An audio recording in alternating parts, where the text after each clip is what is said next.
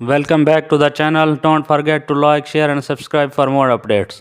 Today we are diving into an exciting tutorial how to design cinematic romantic novel cover in Photoshop.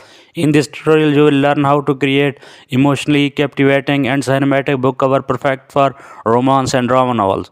We will begin with blank canvas. It stands book cover size and set soft warm gradient background. Next, we will add the main couple and character image, remove its background and enhance lighting using curves and brightness contrast.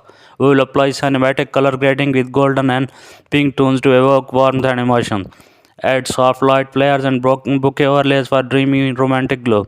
Use elegant fonts like Playfair Display R for the title and author name. We will apply subtle shadows and layer masks. Then we will enhance the depth using gradient maps and